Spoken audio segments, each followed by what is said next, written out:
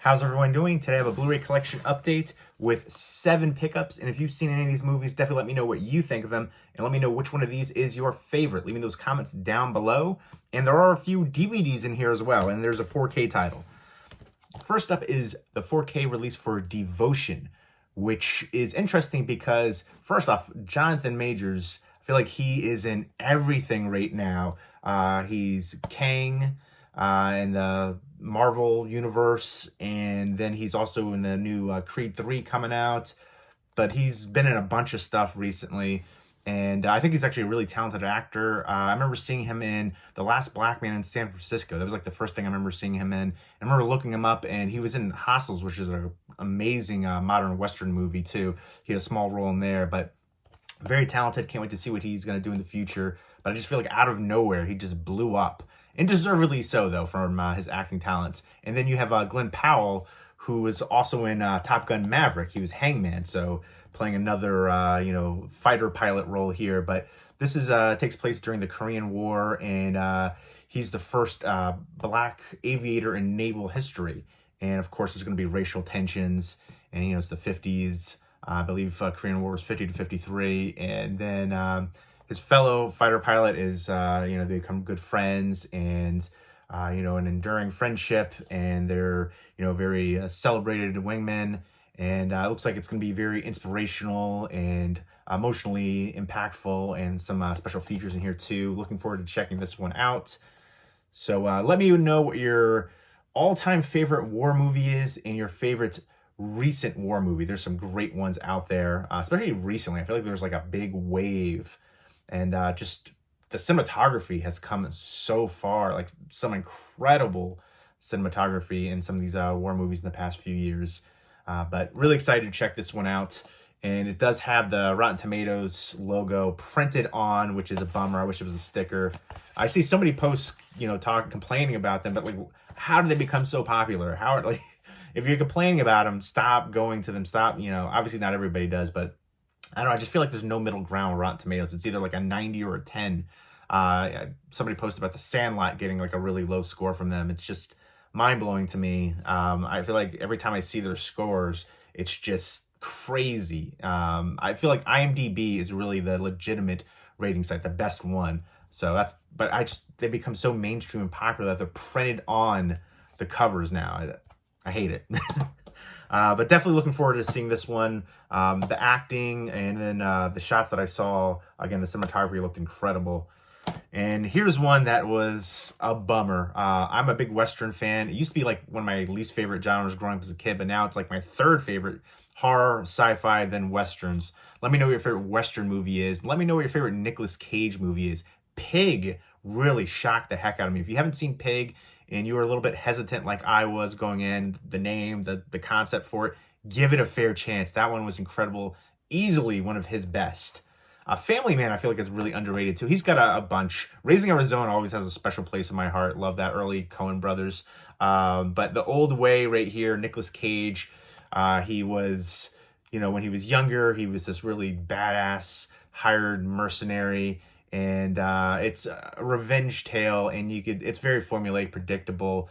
I thought the acting was pretty bad on even Nicolas Cage. I feel like in certain roles he's great and shines, and then other roles it's just like it's like a paycheck movie. But yeah, this one to me, it was the standout was the young actress Ryan Kiera Armstrong, who was in the Firestarter remake. She was by far the best acting. And usually I'm really picky when it comes to like child actors. Usually they kind of annoy me.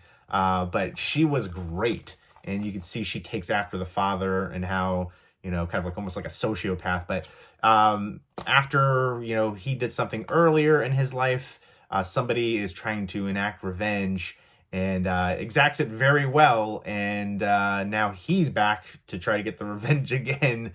And they're chasing this posse right here, led by this guy, and with his daughter in tow, and trying to teach some life lessons along the way. And the scenery is nice, some decent cinematography, the acting from the supporting cast rough around the edges. But yeah, this one was below average to me, disappointing. I wanted more from it. Again, the standout was the young child actress in here. Her acting was really good. I think she'll be really talented, and she should be in more things. I feel like, when I think about like another like young actress Western was, True Grit. That was another one where it was like a really strong performance and just propelled her career. And that could be the case here. Obviously, she was in Firestar. I feel like that was a much bigger movie, but it wasn't terrible. It just, for me, it paled in comparison to the original. But some of the visuals were, really good for that one. But I digress. Let's get back into this one. I've got a couple Australian releases. This one is Real Genius, which I remember loving as a kid. This is from Via Vision, and Val Kilmer was great in here. I just remember being a really fun time. This is directed by Martha Coolidge, who directed the original Valley Girl with Nicolas Cage, which I think it was like his first like starring role. I think he'd been in a couple other movies, but not in like the lead like that. But this was a really like entertaining one. He's going to college, and he's like a really young. He's a 16-year-old whiz kid. And I remember his roommate Laszlo. I still remember that because I remember there was this kid in my fraternity that reminded me so much of Laszlo. But yeah, so he like Laszlo's roommate is like living in like his closet kind of. It was like really weird. And then I remember like the popcorn scene at the end was awesome. But they're working on this project, and they want to turn it into like a military thing. So he's trying to like stop that from happening. And it's a bunch of his like nerdy friends, and they're playing pranks and stuff. I just remember being a really entertaining time, and I'm looking forward to revisiting this one. This one just recently got a 4K release here in the US, and I didn't realize that initially, and then I got this one, but excited to revisit this one and then see if I like it enough. Maybe I'll upgrade to the 4K. This one I didn't realize had a Blu-ray release here in the US. This is a mini-series, The Thing About Pam, with Renee Zellweger, and then there's a bunch of other recognizable people in here. He looks so unrecognizable there. Holy moly. This is based on a true story from a 2011 murder case, and it sounds like it's going to be like a, Dateline-esque kind of story. They ran it, I guess, on Dateline, and there was on a podcast too, and this just going over these twists and turns, which involves this seemingly ordinary woman named Pam Hupp. So we shall see. This sounds really interesting to me. Some of the acting, like I saw some of the clips, looked a little, on the campier side, but I mean, that's clearly intentional here. But I love, murder mystery cases, Dateline, all that kind of stuff. So definitely interested in checking this one out. And it looks like it has a strong cast.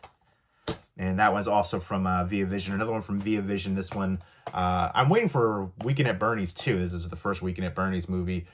I remember this being a cheesy, fun time. Another one that I'm looking forward to revisiting. Andrew McCarthy and Jonathan Silverman. Terry Kaiser plays the boss right there. And they find, they're going to, his beach house, I think it was. And they find that he's been murdered. And they try to play it off like he's still alive, like puppeteering him and stuff.